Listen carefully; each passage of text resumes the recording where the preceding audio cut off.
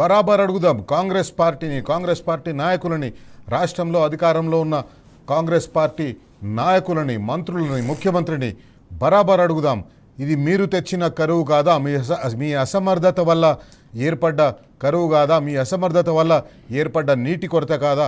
మీ అసమర్థత కారణంగా రైతులు సాగునీటి కోసం ఎదురు చూస్తలేరా? మీ అసమర్థత కారణంగా చెరువులను ఎండబెట్టలేదా? చెరువులు ఎండిపోలేదా? బరాబర్ అడుగుదాం. నరసింహారెడ్డి గారు మనతో ఉన్నారు. ఈరోజు ఆయనతో మాట్లాడదాం. నరసింహారెడ్డి గారు, కాంగ్రెస్ పార్టీ వస్తే కరువు వస్తుంది, ఆనాటి రోజులు వస్తాయి, పాత రోజులు వస్తాయి అని చెప్పేసి ఎలక్షన్ల ముందు కేసీఆర్ గారు హెచ్చరించిండ్రు. ఈరోజు పరిస్థితి చూస్తుంటే అదే కనిపిస్తుంది. 2024 నుంచి 2024లో కూడా ఎండాకాలంలో ఈ పంటలు ఎండిపోయినాయి, యాసంగి పంటలు ఎండిపోయినాయి. 2025లో కూడా సాగునీరు లేక ఇదే పరిస్థితి. 2026 కూడా అదే వస్తుంది. అంటే మూడోసారి కూడా వాళ్ళు ఏమి నేర్చుకున్నట్టు కనిపిస్తలేదు.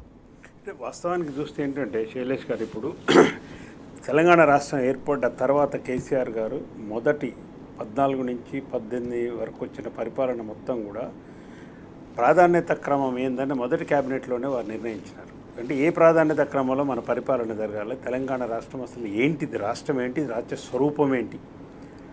70% రైతులు గ్రామాలలో జీవిస్తున్నారు, బడుగు బలహీన మైనారిటీ వర్గాలు ఉన్నారని చెప్పి వారు మన ప్రయారిటీగా మనం గవర్నమెంట్ ఫార్మర్ సెంట్రిక్ గవర్నమెంట్ నడిపిండ్రు ఆయన. అంటే రైతు కేంద్రంగా మా పరిపాలన ఉంటుంది, రైతు కేంద్రంగా మా చట్టాలు ఉంటాయని పలుసార్లు నిండు శాసనసభలో కేసీఆర్ గారు మనస్ఫూర్తిగా ప్రకటించి ఆ ప్రాధాన్యత క్రమంలో వ్యవసాయానికి ఏం కావాలని చెప్పి ఆయన మొత్తం ఆలోచించి ఫస్ట్ నీళ్ళ దోపిడీ జరిగింది కాబట్టి నీళ్లు నిధులు నియామకాలన్న ట్యాగ్ లైన్లో మొదటి దాన్నే ఫస్ట్ పట్టుకున్నాడు. నరసింహారెడ్డి, ఇక్కడ మీకు ఒకటి గుర్తు చేయాలి. భారతదేశానికి స్వాతంత్రం వచ్చిన తర్వాత కూడా పండిట్ జవహర్లాల్ నెహ్రూ ప్రధానమంత్రి అయిన తర్వాత ఆయన ప్రయారిటీ కూడా ముందు నీళ్ళే ఉండేది. Agriculture revolution, first green revolution, ఆ తర్వాత క్రమంలో ఇండస్ట్రియల్ రెవల్యూషన్ తీసుకొచ్చిండ్రు. సో కేసీఆర్ గారు కూడా అదే దూరదృష్టితోటి స్వాతంత్రం వచ్చిన తర్వాత 60 సంవత్సరాల తర్వాత తెలంగాణ రాష్ట్రం ఏర్పడ్డా కూడా ఆ ప్రాధాన్యతలు మారలేదు. తెలంగాణ రాష్ట్రానికి ఇంకా స్వాతంత్రం ఎప్పుడెప్పుడు వచ్చినట్టుగా ఉందన్న ఉద్దేశంతో నీళ్లు, వాటర్ సెక్యూరిటీ ఫస్ట్ ఉండాలని చెప్పేసి వాటర్ సెక్యూరిటీ ఫస్ట్ చేసిండ్రు. ఆ వాటర్ సెక్యూరిటీ కూడా ఎట్లా చేసిండ్రు? ఒక మూడు సంవత్సరాలు సుదీర్ఘంగా ప్లానింగ్ చేసి కాళేశ్వరం లాంటి ఆసియాలోనే అతిపెద్ద లిఫ్ట్ ఇరిగేషన్ ప్రాజెక్ట్ను ఒకదాన్ని స్టార్ట్ చేసిండు. అట్లనే రైతులకు కరెంటు కావాలి.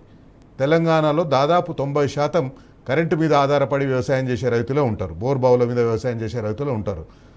కాబట్టి ఆ కరెంట్ ఒకటి, వాటర్ ఒకటి, 2 గ్యారంటీలు ఆయన దానికోసం 3 సంవత్సరాలు పనిచేసిన తర్వాత ఇక రైతులకు ఒక మంచి వాళ్ళ పంటలు పండించడం తప్పిస్తే వేరే ఏం ఆలోచించలేకుండా చేసింది. రైతులు డెడికేటెడ్గా మనస్ఫూర్తిగా వ్యవసాయం చేసి పండించి కాలు మీద కాలు వేసుకొని పెరుగన్నం తిని మంచం మీద పండుకునే విధంగా చేయాలి. అంటే రైతే రాజును చేయాలన్న దాంట్లో రైతును రాజును చేయాలన్నది కేసీఆర్ గారి ఆలోచన. భారతదేశంలోనే తెలంగాణ రైతు నెంబర్ 1 రైతు కావాలని వారు సుప్నించిండ్రు. అది నిజం చేసిండు. 10 సంవత్సరాల పరిపాలన నిజం చేసి ఎట్లా నిజం చేసిండంటే మైనర్ ఇరిగేషన్ మీద ఆధారపడ్డ, చెరువుల మీద ఆధారపడ్డ మొత్తం కూడా మనం ఈ తాంబాల్లాగా అయిపోయినాయి. అసలు నీళ్ళు నిలబడేటట్లేవు, కొన్ని 60-70 సంవత్సరాల నుంచి పూడికలు తీయలేదని చెప్పి ఆనాడు కాకతీయులు కట్టి గొలుసుకట్టు చెరువులు కట్టి ఒక దగ్గర చెరువు నిండితే ఇంకో చెరువు నుండి ఈ విధంగా నీళ్లతో వ్యవసాయం చేసిన మన కాకతీయులు రాజులని దాని పేరు మిషన్ కాకతీయ అని ఒక పేరు పెట్టి 40-46 వేల చెర్లు ఉంటే దాదాపు 34-35 వేల చెర్లకు పూడికలు తీసేసి బండిలు కట్టి గట్లు కట్టేసి మొత్తం తూములు కట్టి దానికి అన్ని కట్టి సరి చేసి పెట్టేసిండు అలుగులతో సహా. మైనర్ ఇరిగేషన్ ఎందుకు డెవలప్ అయిందంటే ఈ విధంగా డెవలప్ అయింది. భూగర్భ జలాలు కేంద్ర వ్యవసాయ పరిశోధక కేంద్రం ప్రకటించిన, పార్లమెంట్లో ప్రకటించిన దాని ప్రకారమే తెలంగాణలో 9,000 మీటర్లు భూగర్భ జలాలు పెరిగినాయని పార్లమెంట్లో స్వయంగా జలశక్తి మంత్రి ప్రకటించారు. మనం కాళేశ్వరం ప్రాజెక్టు ఏరియాలో కొన్ని ప్రాంతాల్లో చూసినాం, పాడుబడ్డ బోర్ల నుంచి నీళ్లు ఉబ్బుకి వస్తుండే పైకి. అంటే అబండెండ్, అంటే మైనర్ ఇరిగేషన్ ఏమో ఫస్ట్ ఉన్న చెర్లను దాన్ని మొత్తం పూడిక తీసేసి కొన్ని వేల కోట్ల రూపాయలు ఖర్చు పెట్టి దాన్ని చేసి మైనర్ ఇరిగేషన్ భూగర్భ జలాలను పైకి తెచ్చింది. ఇదొకటి వ్యవసాయంలో నీటి వనరులు ఎట్లా చేసుకోవాలి. రెండవది మన కేటాయించబడ్డ కృష్ణా గోదావరి జలాలు మన చుట్టూ రెండు పక్కల నుంచి పోతున్నాయి కాబట్టి ఆంధ్ర పాలకులు అంతకుముందు దోపిడీ చేసేవైతే ఆపినారో చెప్పి వాటి మీద ప్రాజెక్టులు కట్టాలని గోదావరిలో మనకు అలకేట్ అయిన 968 టీఎంసీలకు సంబంధించి అక్కడి నుంచి ధవళేశ్వరం నుంచి మొదలు పెడితే ఇక్కడ వరకు దేవాలయాలు ఎక్కడ ప్రాజెక్టులు లేవని చెప్పేసి కట్టాలని చెప్పి ఇక్కడే కట్టింది కాళేశ్వరం. దాదాపు నేను అనుకుంటున్నా గోదావరి నది మీద 450 నుంచి 500 టీఎంసీ కేసీ ప్లాన్ చేశారు. దాంట్లో కాళేశ్వరం 240 టీఎంసీ, మూడో టీఎంసీ కనుక వస్తే 240 టీఎంసీలు కాళేశ్వరం నుంచి ఎత్తిపోసే అవకాశం ఉండే 90 రోజుల నుంచి 120 రోజుల వరకు. తెలంగాణలో ఒక్కటే అండి, ఎన్ని డైలాగులు చెప్పినా కాంగ్రెస్ నాయకులు ఒక్కటి చెప్పాలి, ఎవరైనా కానీ ఎత్తిపోతలు కాకుండా మీరు గోదావరి నుంచి నీళ్ళు ఎట్లా తెస్తారో చెప్పండి. కాళేశ్వరం వేస్ట్ అంటారు, నువ్వు చెప్పి ఎట్లా తెస్తావు? ఎత్తిపోయకుండా గోదావరి నుంచి డైరెక్ట్ ఫ్లో ఇరిగేషన్ తెలంగాణకు నీళ్ళు వస్తాయా? గ్రావిటీ ఫ్లో ఎక్కడనుందా? మీరు పెట్టిన ఇందిరాసాగర్ బొందరాసాగర్ చెప్పి అది కూడా ఎత్తిపోతల పథకమేనా? ఆయన ఉత్తమ్ కుమార్ రెడ్డి గారు మీకు సోయి లేదు అసలు. నీకు ఆయనకైతే నిజంగా చెప్తున్నాను, ఉత్తమ్ కుమార్ రెడ్డి గారికి అసలు ఈ నీళ్ళ గురించి నిజంగా పాపం ఏమి తెలియని వ్యక్తి ఆయన, అంతకుమించి ఏమి తెలియదు ఆయన. ఇట్లా ఆయన దాదాపు ఇది వ్యక్తి సీతారాం సాగర్ దానికి దేవాదులు దానికి 38 టీఎంసీలు 68 టీఎంసీలు చేసి ఇవన్నీ కూడా పెంచి కెపాసిటీ పెంచి 400 నుంచి 500 టీఎంసీల ప్రాజెక్టులు చేసి దాంట్లో కాళేశ్వరం కట్టి, ఎక్కడి కాళేశ్వరము ఎక్కడి మా పెన్పాడు దగ్గర ఉన్న చెరువు అండి, రాగి చెరువు దగ్గరికి నీళ్ళు తీసుకొచ్చాను. మా సొంత మండలంలో పెన్పాడులో 420 కిలోమీటర్లు నీళ్ళని తీసుకొచ్చి రాగి చెరువు నింపినాం. ఆ చెరువు అప్పటికి నిండాక 45 నుంచి 50 సంవత్సరాలు. జగదీష్ రెడ్డి గారు ఇక్కడి నుంచి అక్కడికి 1,00,000 మందితోని పూలహారం చేస్తే కేసీఆర్ గారు కూడా వచ్చి చూసినారు. దానికి సంబంధించి 420 గోదావరి నీళ్లు తీసుకొచ్చి ఇక్కడ ఇప్పుడు రావి చెరువు ఎండిపోయింది. ఎందుకు ఎండిపోయిందండి? SRSP 2 నీళ్లు రావట్లేదు. ఎందుకు రావట్లేదండి? చెరువే కాదు, తెలంగాణలో రాష్ట్రంలో దాదాపు 10,000 చెరువుల్లో సగం మాత్రం జలాలు కాళేశ్వరం అప్పుడు ఫుల్ ఉంటుండే. కాళేశ్వరం నీళ్లు లేకుండా నీ పండించిన ఉంటున్న ఉత్తమ్ కుమార్ రెడ్డి ఇవాళ SRSP 2 ఎందుకు తుంగతుర్తికి నీళ్లు DBM 83 నుంచి కానీ 82 నుంచి కానీ 79 నుంచి ఎందుకు నీళ్లు తుంగతుర్తి పారటం లేదు చెప్పు. నీ కోదాడు నీ చెర్ల కూడా నింపిన మీని తీసుకు ఇప్పుడు పెన్పాడు మండలానికి సంబంధించి కానీ తుంగతుర్తి నియోజకవర్గానికి సంబంధించి కానీ సూర్యాపేట నియోజకవర్గానికి సంబంధించి కానీ ఎందుకు నీళ్లు రావట్లేవు? ఎందుకు నీళ్ళు రావట్లేదో చెప్పాలి మీరు. కాళేశ్వరం ఉదాహరణ మీరు నాయకులంతా చెప్తున్నారు కాబట్టి గోదావరిలో నీళ్ళు ఉపయోగిస్తలేరు. ఇప్పుడు ఉన్న ప్రాజెక్టులను పండబెట్టిండ్రు. కాళేశ్వరం ఏదో 2 పిల్లలు కుంగినాయని చెప్పేసి దాన్ని మొత్తం పండబెట్టేసి, అన్నారం బ్యారేజ్ కుంగిపోయిందని చెప్పి మొత్తం ఇసుక వ్యాపారం చేసి పిల్లలు కూలిపోయే విధంగా చేసి కుట్ర చేస్తుంది. చెక్ డ్యామ్లను బేల్ చేస్తున్నారు. కష్టపడి దాంట్లో కట్టిన ప్రాజెక్టులను మీరు ఇవాళ దాన్ని ధ్వంసం చేసే దుర్మార్గానికి దిగజారిపోయింది, నీచానికి దిగజారినంటే మీకు ప్రజల పట్ల ప్రేమ ఉందని అనుకోవాలా, మీకు రైతుల పట్ల ప్రేమ ఉందని అనుకోవాలా? 578 మంది దాదాపు 600 మంది రైతులు వ్యవసాయం చేయలేక అప్పుల పాలై వివిధ కారణాల వల్ల చనిపోతే మీ సంక్షోభం, మీరు పెట్టిన సంక్షోభం వల్ల ఒక్క మంత్రి అన్న పోయినాడండి? ఇంతవరకు ఒక్క మంత్రి అన్న పోయిందా? నీకు మెస్సీని తీసుకొచ్చి 10 కోట్లు పెట్టి ఆడే మీ మనవని తీసిపోయి ఆడే సోయి ఉంటుంది ఉత్తమం. నీకు ఎక్కడెక్కడికో తిరుగుతావు, చంద్రబాబు నాయుడు బజ్జీలు పోయి తినొస్తావు, అక్కడ పోయి మాట్లాడొస్తావు కృష్ణా నీటి పంపకాలకు సంబంధించి. కానీ ఒక్క రైతు దగ్గరకు ఒక్క మంత్రి పోలేడు. తుమ్మల నాగేశ్వరరావు గారు మీ సీనియర్ మంత్రి. ఇప్పుడు పంటలు ఎండుతున్నా కూడా మంత్రులు పక్కన పెట్టండి, స్థానిక ఎమ్మెల్యేలు కూడా పోతలేరు. ఆ పంటలు ఎండుతున్నాయి, ఎట్లా నీళ్ళు ఇవ్వాలి వీళ్ళకి, ప్రజాప్రతినిధులు తెచ్చుకోవాలి అని చెప్పేసి. గోదావరి కథ ఈ కథ. కృష్ణా కథ ఏందండి? ఇప్పుడు కృష్ణాలో పోయిన ఏసంగి శైలేష్ గారు స్వయంగా పేపర్లో వచ్చిన వార్త చెప్తున్నా నేను. పోయిన వేసంగిలో దాదాపు 1050 టీఎంసీ వచ్చింది. దానికి వాళ్ళ వాటా ప్రకారం వాళ్ళు తాత్కాలికంగా మనకు కేటాయించిన 299 టీఎంసీ వాడుకోలే. దాంట్లో 68 నుంచి 70 టీఎంసీలు వీళ్ళు వాడుకోలే. 78% వాడుకోండి చంద్రబాబు నాయుడు, అక్కడి నుంచి ఆంధ్ర పాలకులు. మా ఉత్తమ్ కుమార్ రెడ్డికి ఆయన జిల్లా స్వయంగా పక్కనే నాగార్జున సాగరు, ఆయన నియోజకవర్గం కూడా పారగంత ఉంటుంది. అయినా కానీ సోయలేదు. 70 టీఎంసీలు అక్కడి నుంచి ఆంధ్ర పాలకులు ఎక్కువ వాడుకున్నారు, వాడుకోలేకపోయినారు. వాళ్ళు మాత్రం పుష్కలంగా వాళ్ళు వాడుకుంటున్నారు, మనం చూసుకుంటూ. రెండవది, ఇవాళ అక్కడి నుంచి జరిగే దాంట్లో పోతిరెడ్డిపాటి నుంచి ఉన్న హెడ్ రెగ్యులేటర్ నుంచి 80 కిలోమీటర్ల వరకు లైనింగ్ చేస్తున్నాడు. దీన్ని తెలంగాణ ప్రభుత్వం వ్యతిరేకించాలా లేదా అండి? అంటే నరసింహారెడ్డి గారు, తెలంగాణ ప్రభుత్వం ఖచ్చితంగా వ్యతిరేకించాలా. ఎప్పుడు వ్యతిరేకించాలా? వీళ్లకు ఆ నీళ్లు వాడుకునే సోయి ఉంటే వ్యతిరేకించాలి. ఆ నీళ్లు మనం ఏం చేసుకుందాము, మనకు నీళ్లు అసలు వీళ్ళు మన దగ్గర ఈ పంటలే వండవు, మన దగ్గర నీళ్ళే లేవని చెప్పేసి ముందే వీళ్ళు చెప్తుంటే, మన దగ్గర నీళ్లు భూమి ఎత్తు మీద ఉంటుంది, మన దగ్గర నీళ్ళు రావని వీళ్ళే కాంగ్రెస్ పార్టీ నాయకులు చెప్తుంటే ఇంకా వాడుకునే సోయ ఎక్కడ వస్తుంది? ఇప్పుడు ప్రజలు ఏమంటున్నారు, రైతులు ఏమంటున్నారు అంటే హుజూర్నగర్లో నేను తిరుగుతుంటే కూడా సామాన్య ప్రజలు రెండు విషయాలు మాట్లాడుతున్నారండి. గమనించుకోవాలి, మేధావులు ఉన్న వాళ్ళు కూడా ఈ సూడో మేధావులారా మీరు కూడా వినండి, ఎక్కడెక్కడ ఉన్నారు కోదండరామ్ కానీ మిగతా వాళ్ళంతా వినాలి.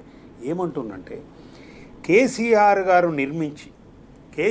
గారు కష్టపడి 10 సంవత్సరాల్లో కొన్ని వ్యవస్థలను నిర్మించిండు. ఒక నీటి వ్యవస్థ నిర్మించిండు, ఒక చెర్ల వ్యవస్థ నిర్మించిండు, ఒక ప్రాజెక్టులు నిర్మించిండు, తీసుకొచ్చి నీళ్లు పారించడమే కాదు వ్యవసాయాన్ని విస్తరించిండు, స్థిరీకరించిండు, రిజల్ట్ చూపెట్టిండు. 2021 ఆర్థిక సంవత్సరంలో మీకు వచ్చిన వరి ధాన్యం యొక్క దిగుబడి 3 కోట్ల టన్నులు. పంజాబ్ ఇది ఒట్టిగా మాటలు చెప్పడం కాదు, రైతులు ఫీల్ అయి చెప్తుందంటే నీళ్ళు వచ్చినాయి, ప్రతి ఎకరం పారింది, 3 కోట్ల వరి ధాన్యం పండింది. ఇది కేంద్ర ప్రభుత్వం ఇచ్చిన రికార్డు. నిన్నగాక మొన్న పోయిన బడ్జెట్ ఫిబ్రవరి 6వ తారీఖు నాడు పెట్టిన బడ్జెట్ కంటే ముందు సోషియో ఎకనామిక్ రిపోర్ట్లో నిర్మలా సీతారామన్ గారు బడ్జెట్ పెట్టకంటే ముందు ప్రతి సంవత్సరం పెడతారు. అది మీకు తెలిసింది. ఏం చెప్పినండి వారు 4 విషయాలలో తెలంగాణ గురించి చెప్పినారు. దాంట్లో మొదటిది వ్యవసాయం. 2014 కంటే ముందు 10 సంవత్సరాల్లో తెలంగాణలో వ్యవసాయ అభివృద్ధి ఏ విధంగా ఉందని వాళ్ళు ఉటంకిస్తూ చెప్పిన విషయము 1,30,00,000 ఎకరాలు వానకాలం యాసంగి కలిపి లెక్క వాళ్ళు చెప్పింది. 2 కార్లు కలిపి అంటే 60 లక్షల ఎకరం పర్ కారు ఉంటే 1,32,00,000 ఉంటే ఈ 9.5 సంవత్సరాల్లో తెలంగాణలో 2,20,00,000 ఎకరాలు సేద్యానికి వచ్చిందని చెప్పింది. పార్లమెంట్లో బీజేపీ వాళ్ళకు చెప్పడం ఇష్టం లేకపోయినా ఒప్పుకోవచ్చిన చెప్పవలసిందే కదా. లెక్కలే కదండి నేను అనేది, లెక్కలే. రేవంత్ రెడ్డి మీరు చదువు రాకపోతే, మీరు చదవకపోతే, మీరు కళ్ళు మూసుకున్న కాబోదులు అయితే మేము ఏం చెప్పలేము. 2,20,00,000 ఎకరాలకు 2 కార్లు కలిపి వానకాలం వేసం కలిపి తెలంగాణలో సేద్యం వచ్చింది. 2.98 అంటే దాదాపు 3 కోట్ల వరి ధాన్యం పండిందని చెప్పింది. వరి ధాన్యం పండింది. మరి 60 లక్షల టన్నుల నుంచి వరి ధాన్యం 3 కోట్ల వరి ధాన్యం పోయిందంటే కేసీఆర్ గారు చేసి చూపించిన వ్యవస్థలను మీరు నడపలేకపోతున్నారు. అందుకే మీరు అసమర్థులు, దద్దమ్మలని ప్రజలు అంటున్నారు. రైట్. నరసింహారెడ్డి గారు, మంత్రులు ఉన్నారు. వ్యవసాయ శాఖ మంత్రి తుమ్మల నాగేశ్వరరావు గారు, అట్లాగే ఇరిగేషన్ శాఖ మంత్రి ఉత్తమ్ కుమార్ రెడ్డి గారు. వీళ్ళిద్దరూ కూడా ఈ మధ్యకాలంలో రైతుల సమస్యల మీద ఇద్దరు కూర్చొని మాట్లాడినట్టు, చర్చించినట్టు, ఇద్దరు కలిసి ముఖ్యమంత్రితో మాట్లాడినట్టు, రైతులను ఆదుకోవడానికి ఒక కార్యాచరణ రూపొందించాలన్న ఆలోచించినట్టు ఎక్కడా మనకు కనిపిస్తలేదు. ఒక చిన్న బ్రేక్ తీసుకుందాం. బ్రేక్ తర్వాత మంత్రులు ఏం చేస్తున్నారు, ముఖ్యమంత్రి ఏం చేస్తున్నారు, రైతులు నీళ్ల కోసం రోడ్ల మీదకి వస్తున్నారు, రైతులు కరెంటు కోసం రోడ్ల మీదకి వస్తున్నారు, రైతులు యూరియా కోసం రోడ్ల మీదకి వస్తున్నారు, కానీ వీళ్ళు మాత్రం మూసి చుట్టూ తిరుగుతున్నారు. కాళేశ్వరం ప్రాజెక్టుని పండబెట్టినరు. తెలంగాణలో చెరువులు. మంత్రులు వ్యవసాయ మంత్రి తుమ్మల నాగేశ్వరరావు గారు, ఇరిగేషన్ శాఖ మంత్రి ఉత్తమ్ కుమార్ రెడ్డి గారు. వీళ్ళిద్దరూ చాలా సీనియర్ మంత్రులు. ఇద్దరికీ కూడా ముఖ్యమంత్రి కంటే మంత్రిగా పనిచేసిన అనుభవం లేదు, కానీ ఈ ఇద్దరికీ కూడా మంత్రులుగా పనిచేసిన అనుభవం ఉంది. సీనియర్ నాయకుల దగ్గర మంత్రులుగా పనిచేసిన అనుభవం ఉంది. ఒకరికి చంద్రబాబు నాయుడు దగ్గర మంత్రిగా పనిచేసిన అనుభవం ఉంది, కేసీఆర్ గారి దగ్గర మంత్రిగా పనిచేసిన అనుభవం ఉంది, ఇంకొక ఆయనకు డాక్టర్ వైఎస్ రాజశేఖర రెడ్డి లాంటి వారి దగ్గర పనిచేసిన అనుభవం ఉంది. ఇద్దరు అనుభవం ఉన్న సీనియర్ మంత్రులు. ఈ ఇద్దరు అనుభవం ఉన్న సీనియర్ మంత్రులు కూడా ఈరోజు రైతులు పడుతున్న కష్టాలు వాళ్ళకు కనిపిస్తున్నట్టు లేదు. పంటలు ఎండుతున్నాయి. ఎండుతున్న పంటల్ని ఎట్లా కాపాడాలి? రైతులు నీళ్ల కోసం అడుగుతున్నారు, రోడ్ల మీదకి వస్తున్నారు, మాకు నీళ్లు కావాలని అడుగుతున్నారు. ఇప్పుడు ఒక క్రూషియల్ టైం పంటలకు. ఈ టైంలో పంటలకు నీళ్లు కావాలని అడుగుతున్నారు, కానీ వీళ్ళిద్దరు మంత్రులు కూడా సీరియస్గా ఉన్నట్టు కనిపిస్తలేదు. వాస్తవానికైతే ఇద్దరు మంత్రులు వాళ్ళిద్దరు కలిసి కూర్చొని మాట్లాడుకొని ఒకవేళ అవసరమైతే ముఖ్యమంత్రిని ఇన్వాల్వ్ చేసి రైతులకు ఈ ఎండుతున్న పంటల్ని ఎట్లా కాపాడాలి, చెరువుల్ని ఎట్లా నింపాలి, ఆ చెరువుల నుంచి నీళ్ళు ఎట్లా ఇవ్వాలి, కాలువల నుంచి నీళ్ళు ఎట్లా ఇవ్వాలి, కాళేశ్వరం ప్రాజెక్టులో ఏ పంపులు ఆన్ చేస్తే ఈ కాలువల ద్వారా నీళ్లు చెరువులకు వస్తాయి, ఇవన్నీ ఆలోచించాల్సిన అవసరం ఉంది. కానీ వాళ్ళు ఎక్కడ కూడా ఆలోచిస్తున్నట్టు కనిపిస్తలేదు. ఎక్కడ కూడా ఈ మంత్రులు ఒక సమిష్టిగా పనిచేస్తున్నట్టు కనిపిస్తలేదు. అందుకే బరాబర్ అడుగుదాం, ఎండిన పంటలు సాక్ష్యం కాదా మీ అసమర్థ పాలనకు అని కాంగ్రెస్ పార్టీ నాయకుల్ని బరాబర్ అడుగుదాం. నరసింహారెడ్డి గారు, ఇద్దరు సీనియర్ మంత్రులు. మంత్రివర్గంలో రాజశేఖర రెడ్డి గారి మంత్రివర్గంలో పనిచేసిన అనుభవం ఎవరికుంటే చంద్రబాబు నాయుడు, కేసీఆర్ గారి మంత్రివర్గంలో పనిచేసిన అనుభవం ఇంకొకరు ఉంది. కానీ ఎవరు కూడా వాళ్ళ అనుభవాన్ని తెర మీద ముందుకు తీసుకొని వచ్చి రైతులను ఆదుకోవాలనే ఆలోచన చేస్తున్నట్టు కనిపిస్తలేదు.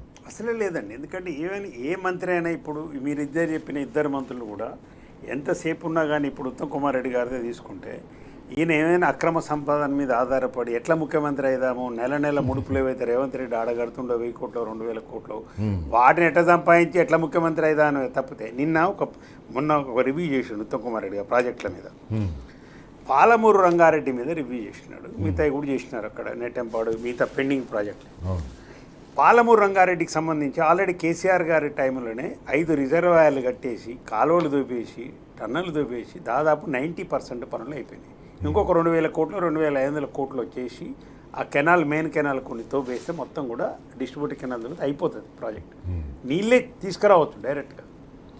ఇప్పుడు దీన్ని ఏం చేసిండ్రు అంటే మీ చిత్తశుద్ధి ఏంటంటే రైతుల పట్ల వీరికున్న చిత్తశుద్ధి ఏంటంటే 90% కంప్లీట్ అయిన ప్రాజెక్టుని ఇవాళ వీళ్ళు ఏం మాట్లాడతారంటే అసలు సోర్సే రాంగు, ఇది శ్రీశైలం దగ్గర పెట్టద్దు, జూరాల 11 టీఎంసీలు ఉన్న జూరాల్లో ఆల్రెడీ 6 లక్షల ఎకరాలకు దాంట్లో నీళ్లు ఉన్నాయి.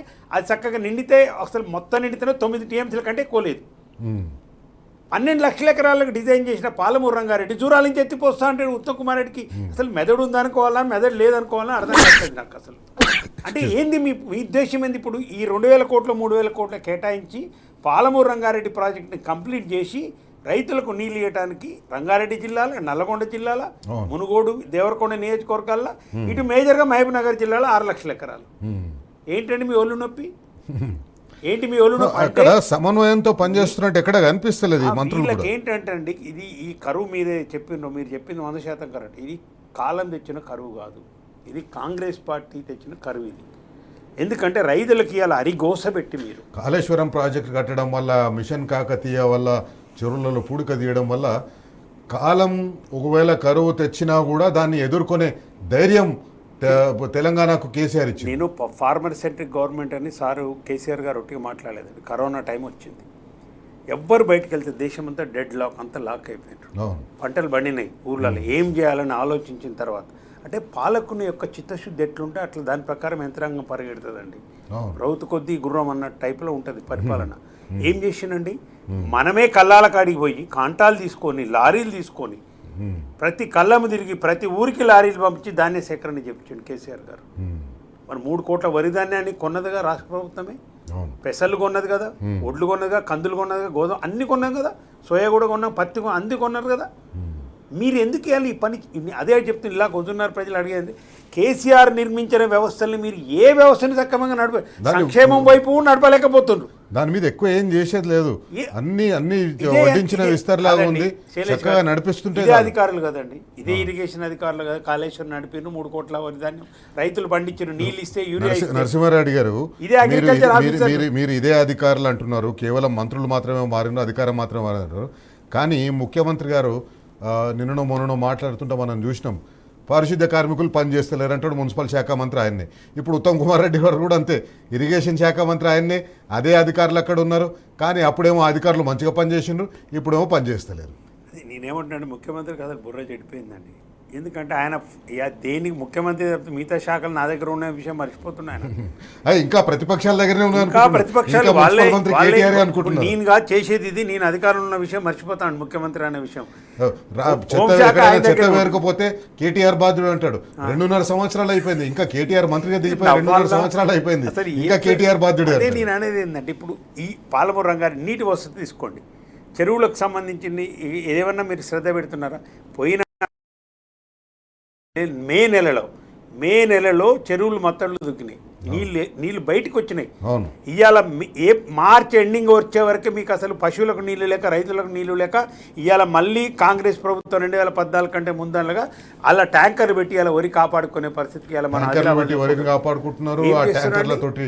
హౌజులు నింపి రైతులు పశువులకు నీళ్లు పెట్టుకుంటున్నారు. అదే మీరు ఎంత అసమర్థులు అంటున్నాం అంటే, ఉన్న కాళేశ్వరాన్ని కాళేశ్వరాన్ని నడపలేకపోతున్నాం, పాలమూరు రంగారెడ్డిని కంప్లీట్ చేయలేకపోతుంది, ఉన్న చెర్లకు సంబంధించిన నీళ్లు ఎప్పుడు వదలాలి, చెరువులని మరమ్మతులు చేసిన చెరువులని వాటిని నింపి ఆ నీళ్లు కూడా ఇవ్వలేకపోతున్నారు. ఇప్పుడు కోమటిరెడ్డి వెంకరెడ్డి గారి నియోజకవర్గంలో నల్గొండ పక్కనే ఉంటుంది, దాని నుంచి నింపితే ఇటు మూసిగుండి నీళ్ళు వస్తాయి, ఇంకా చెరువులు నింపొచ్చు. అసలు ఆ చెరువు సగం నింపరు, ఉదయ సముద్రం సగం నింపలేదు. మనం గొడవ పెడితే, రైతులు గొడవ పెడితే, జయశ్వర్ రెడ్డి గారు పోయి గొడవ పెట్టిన తర్వాత, భూపాల్ రెడ్డి గారు పోయి గొడవ పెట్టిన తర్వాత, మా నాయకులు పోయి గొడవ పెట్టినాక అది సగం నింపిండ్రు. ఈ సోయి కూడా లేదు.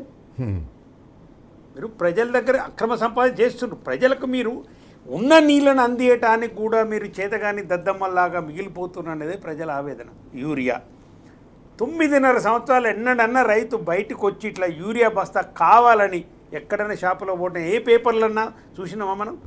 ఇవాళ కరిగట్టుంటే శైలేష్ గారు, ఈ రోజు కరిగట్టని రైతు అనుకుంటే ఇట్లా పోయి ఆటోలు తెచ్చుకొని అసలు యూరియా గురించి ఆలోచించలే. కరిగట్టు అంటే యూరియా తెల్లే టైంకు యూరియా తెచ్చి చల్లుకునేది. షాపుకు పంపించి ఒక ట్రాక్టర్ లోడ్ కావాలంటే తెచ్చుకొని కరిగట్టు రోజే స్టాక్ కూడా పెట్టకపోయేది. అంటే అంత కాన్ఫిడెంట్గా రైతు ఎప్పుడు పోయినా యూరియా దొరుకుద్ది అనేది ఉండే.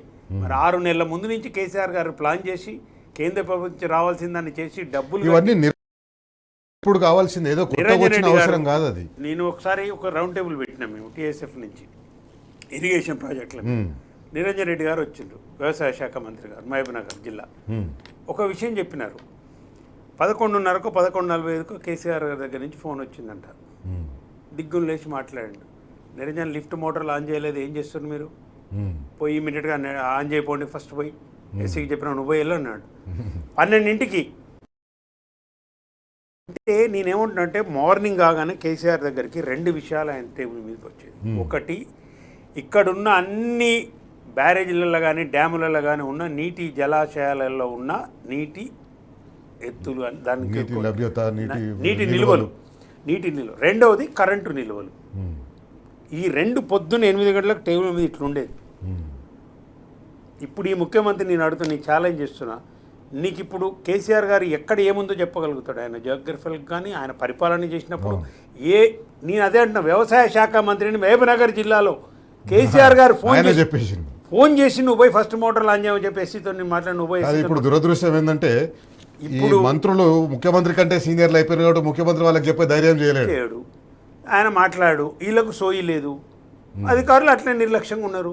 నలిగిపోయేది మధ్యన నలిగిపోయేది రైతులు ఆత్మహత్యలు, వ్యవసాయం పంట దిగుబడి. టోటల్గా ఏంటంటే వ్యవసాయము ఒక తీవ్ర సంక్షోభంలోకి నెట్టివేయబడుతుంది అనేది వాస్తవం. ఎందుకంటే ఇప్పుడు కరెంటు మళ్ళీ మొదటికి వచ్చింది. కరెంట్ లేదని ఆల్రెడీ చెప్తున్నాం, రైతులు అందరూ చెప్తున్నారు. ట్రాన్స్ఫార్మర్లు కాలిపోతాయి. కేసీఆర్ గారు ఉన్నప్పుడు ట్రాన్స్ఫార్మర్లు పేలలేదు, కాలలేదు. కరెంటు నాణ్యమైన కరెంట్ ఇచ్చిండు, 24 గంటల కరెంట్ ఇచ్చిండు. అందరు నవ్విండ్రు అప్పుడు కాంగ్రెస్. 24 గంటల కరెంట్ ఏడుందని అసలు ఎందుకు అవసరం అన్నాడు. 6 గంటలు చాలు, 3 గంటలు అమెరికాలో ఆయన 20 అమెరికాలో పోయి స్పీచ్ ఇచ్చొచ్చు కదా అప్పుడు టీసీపీ అధ్యక్షుడు ఉన్నప్పుడు రేవంత్ రెడ్డి.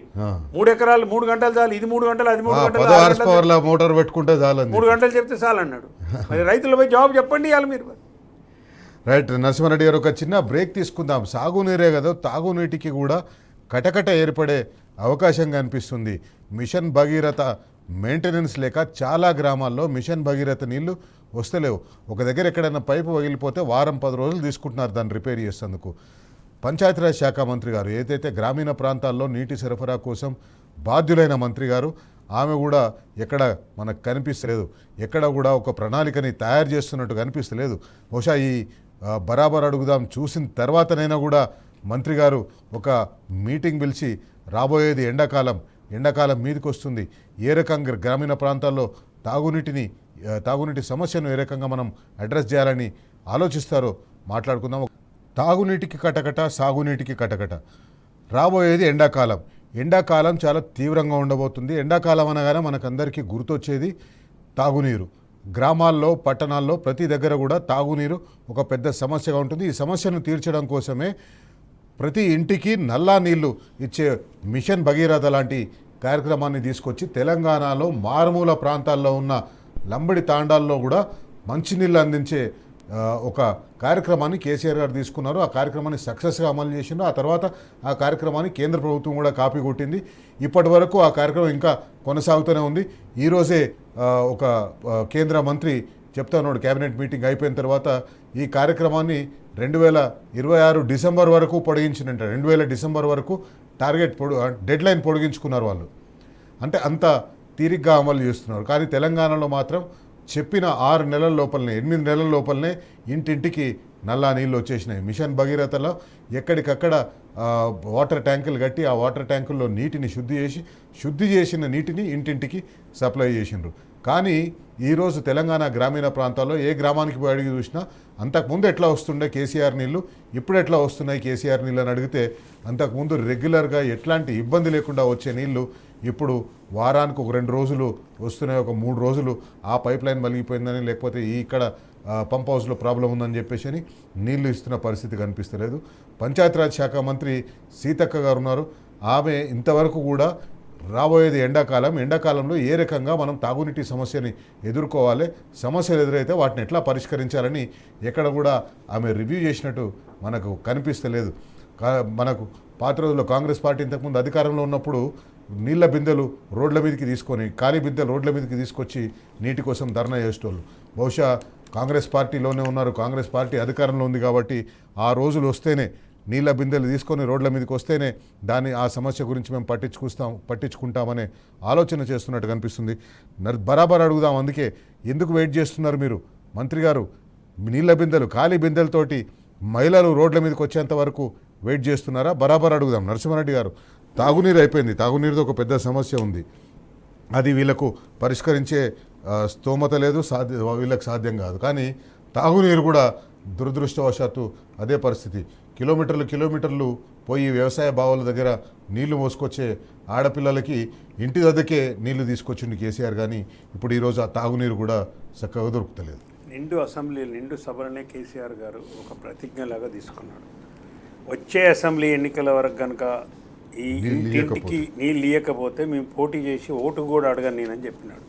ఎవరైనా మాట్లాడగలుగుతారా అండి అట్లా అంతా ధీమాగా అనుకున్నట్టుగా? అంటే ప్రజలు ఎదుర్కొంటున్న నా ఆడబిడ్డలు బిందెలు పట్టుకొని మళ్ళీ బజార్లకు బోర్డింగ్ దగ్గరికి పోయిన పని లేకుండా చేయగలిగితేనే నేను మళ్ళీ ఓట్లు అడుగుతా, లేకపోతే అడగను అన్నాడు. ఆ విధంగా మిషన్ భగీరథాన్ని ఒక భగీరథ ప్రయత్నంలాగా ఎక్కడికక్కడ మీరు రక్షిత మంచినీళ్ళు సప్లై చేయాలని ఇంటికి నల్లబెట్టి, బయట కాదు బజార్లో పోయి బజార్ నల్లాలు కూడా లేవు, ప్రతి ఇంటికి నల్లా పెట్టేసి ఇంటి ముందరనే పట్టుకోవాలి ఆడబిడ్డలు, అక్కడనే కదా బయటికి వెళ్ళొద్దు అని చెప్పేసి సక్సెస్ చేసి ఇంటింటికి రక్షిత మంచినీరు పంపించారు. ఇది వాస్తవం. ఇంతకుముందు బడ్జెట్లో 22 బడ్జెట్లు అనుకోండి, 22 బడ్జెట్ 22-23 బడ్జెట్లో పెట్టిన దాంట్లో కూడా ఇదే నిర్మలా సీతారామన్ గారు సోషియో ఎకనామిక్ కండిషన్ అది రిపోర్ట్ చెప్పిందంటే చెప్పిండ్రు. రక్షిత మంచినీరు 100% ఆవాసాలకు సప్లై చేస్తున్న రాష్ట్రము నెంబర్ 1 తెలంగాణ, నెంబర్ 2 గోవా అని చెప్పారు. సిద్దిపేటలో కార్యక్రమం ప్రారంభోత్సవానికి వచ్చి ప్రధానమంత్రి కూడా పొగిడింది కదా. కేసీఆర్ ఎప్పుడు కనపడ్డా నాకు నీళ్ళే అంటాడు. ఆయన ఎప్పుడైనా సాగునీరు గురించి మాట్లాడతారు కేసీఆర్ అని అప్పుడు నరేంద్ర మోడీ మాట్లాడాడు. ఇది పార్లమెంట్లో స్వయంగా రక్షిత మంచినీరు ఇస్తున్న ఏకైక రాష్ట్రము, తర్వాత మన ఫస్ట్ నెంబర్ 1 రాష్ట్రం తెలంగాణ అని చెప్పారు. ఇవాళ మళ్ళీ ఆ వ్యవస్థను నడప చేతగాక ట్యాంకుల నుంచి చేసి నీళ్ళని ఇంటింటికి నల్ల నీళ్ళు సప్లై చేయలేని పరిస్థితి ఎందుకు వచ్చింది? మీ యొక్క నిర్లక్ష్యం వల్ల, ప్రజల పట్ల మీకున్న నిర్లక్ష్య భావన వల్ల. ఓట్లు వేసారు కాబట్టి వీళ్ళతో మాకేం పని, మేము ఇచ్చిన వాగ్దానాన్ని అమలు చేసినా చేయకపోయినా అనే మీ యొక్క ప్రజల పట్ల మీకున్న నిర్లక్ష్య ధోరణి దీనికి సాక్ష్యం. అందుకే ఇంతకుముందు మళ్ళీ చెప్పవలసి వస్తుంది. నేను కేసీఆర్ గారు ఏర్పాటు చేసి 3-4 సంవత్సరాలు మిషన్ భగీరథ ఏర్పాటు చేసి ఇంటింటికి నల్ల నీళ్ళు ఇచ్చిన వ్యవస్థని మీరు దుర్మార్గులాల నడపలేకపోతున్నారు. అందుకే అసమర్థులు అంటున్నాం మేము. ఒట్టి గంటలే మేము సాగునీటి ప్రాజెక్టులు నడపలేకపోతుంది. ఇంతకుముందు మీ పరిపాలన ఏముండేనండి? మీ పరిపాలనలో, తెలుగుదేశం పరిపాలనలో అసెంబ్లీ జరిగితే ఎమ్మెల్యేలు ఖాళీ బిందెలు పట్టుకొని ఆ గన్ పార్క్ ముందు నిలబడేది. జోన కంకులు పట్టుకొని ఓరి కంకులు పట్టుకొని వచ్చేసి మీ ప్రదర్శన ఏముండే? 9.5 సంవత్సరాలు ఏ పార్టీ ఎమ్మెల్యే ఒక్క ఎమ్మెల్యేగా నేను ఛాలెంజ్ చేస్తున్నా, ఎన్నడైనా మీరు ఓరి కంకులు పట్టుకొని అసెంబ్లీకి వచ్చినారా? 23 మంది గెలిచినా 16 మంది వచ్చారా? మీరు ఎవరన్నా ఏం చేసినాడు? మరి ఏం తేడా ఏంటి? అప్పటికిప్పటికి ఒక్క కేసీఆర్ తేడా, ప్రజలు వేసిన ఒక్క ఓటు ఒక్క కేసీఆర్ తేడా, ఒక్క రాష్ట్రం ఏర్పడటం స్వయంగా ఒక కేసీఆర్ ముఖ్యమంత్రి కావటము, ఉద్యమ సారథే పాలకుడు కావటం వల్ల, ప్రజలు వేసిన ఒక్క ఓటు వల్లనే అన్నీ ఒక్కటొక్కటే నేను చెప్తున్నాను. ఇవాళ కూడా నేను అంటున్నాను, వ్యవస్థలను నడపలేని దుర్మార్గమైన చర్యలు ఇవాళ మళ్ళీ మంచినీటికి ఇవాళ బిందెలు పట్టుకొని ఊళ్ళల్లో తిరిగే పరిస్థితి, ట్యాంకర్ల పరిస్థితి మీరు కల్పించారు. వరి పొలాలకు ట్యాంకర్లు కావాల్సి వస్తుంది, తోటలకు ట్యాంకర్లు కావాల్సి వస్తుంది. అంటే మిషన్ రైతు బంధు ఏవైతుంది? నేను అందుకే నడుపుతున్న వ్యవస్థ నేను అనేది. కరోనా టైంలో కూడా మొత్తం దేశమంతా అయితే కూడా 73,000 కోట్లు 11 విడతలుగా రైతు ఖాతాలలో ప్రభుత్వ జీతాలు ఒక సంవత్సరం ఎమ్మెల్యేల జీతాలు ఆపి ఒక నెల 2 నెలలు ఆపి వేసినాడు. 24 గంటల కరెంట్ ఇచ్చినాడు, కావాల్సిన కడుపు నిండా ఎరువులు ఇచ్చినాడు, పండించిన పంటను ధైర్యంగా కొన్నాడు, 27,000 కోట్లు పెట్టి వాళ్ళకి పేమెంట్ చేసినాడు వారం 10 రోజుల్లో. మీ ముఖాలకి ఏం చేస్తున్నారో చెప్పండి. వ్యవసాయానికి ఇది చేసినాం రైతులకని చెప్పండి, ఇది చేసినాము రైతులకని చెప్పండి. ఇచ్చిన హామీలు ఏవి అమలు చేయలేదు. ఇంతకు 3 కార్లు ఇప్పుడు 3 విడతలుగా రైతు బంధు బాకీ పడ్డారు కదా మీరు. రైతు రుణమాఫీ అని అరకొర రుణమాఫీ చేసి 2 లక్షలు అని చెప్పి రైతులకు ఏమి ఇచ్చారండి మీరు? బోనస్ అయిపోయా, బోనస్ 500 రూపాయలు అంటారు, అది మొత్తం బోనస్. అన్ని పంటలకన్నా తర్వాత సన్నోడ్లకి అని చెప్పి ఒక్క హామీ రైతులకు సంబంధించి తీవ్రంగా నష్టపోయిన వాళ్ళు ఎవరంటే రైతులు, మహిళలు, యువకులు. అంటే ఇక అన్ని వర్గాల ప్రజలందరూ కూడా సమాజం మంది వర్గాలు ఇవే ఉంటాయి, రైతులు, మహిళలు. రైతులు అంటే ప్రతి కుటుంబంలో ఒక రైతు ఉంటారు. మీరు కూడా ఒక రైతే, నేను కూడా ఒక రైతే. ప్రతి తెలంగాణలో కేసీఆర్ ఇచ్చిన పెన్షన్ నడుస్తుంది అదే. 15,000 గొప్పలు చెప్తీవి, 2 పంటలకి ఎందుకు 3 పంటలకు ఇస్తాను గొప్పలు చెప్తీవి, డైలాగులు కొడుతీవి. రైతు కూలీలు మరి రైతు కూలీలు 12,000 అంటే అటే 15,000 ఆయనే చెప్తాడు, దాన్ని 12 చేస్తాడు ఆయనే. ఆ 12 కూడా చక్కగా ఇయ్యాడు, మళ్ళీ 12 అని ఆయనే చెప్పిండు. అవును, ఎన్నికల ముందు 15 అంటివి, మళ్ళీ 12 అంటివి. సరే పోనీ అమ్మ సత్యనోడి పెళ్ళికి వచ్చినంత సరిపోతుంది, ఆ 12,000 కూడా ఎగ్గొడుతుంది. అది కూడా వేయలేక ఇంతవరకు. మున్సిపల్ ఎన్నికలు కాగానే తెల్లారే పడతాయి అన్నాడు.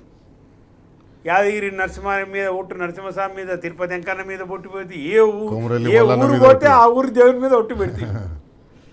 అంటే ఇప్పుడు ఏమైపోయింది రైతుల పరిస్థితి అంటే అడకత్తల్లో పోకలాగా అయిపోయింది.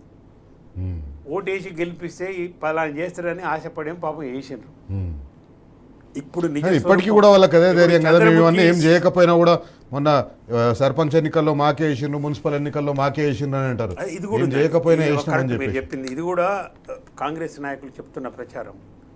ఇప్పుడు మున్సిపల్ ఎన్నికలైనా, గ్రామ పంచాయతీ ఎన్నికలైనా రాష్ట్ర ప్రభుత్వానికి అనుకూలంగా ఉంటాయి. ఇవి అధికారాన్ని మార్చే ఎన్నికలు కావు. ప్రజలకు తెలుసు, కర్రు కాల్చి దగ్గర పెట్టుకోండి, ఎప్పుడు వాత పెట్టాలనో వచ్చే అసెంబ్లీ ఎన్నికల్లో వాత పెడతారు.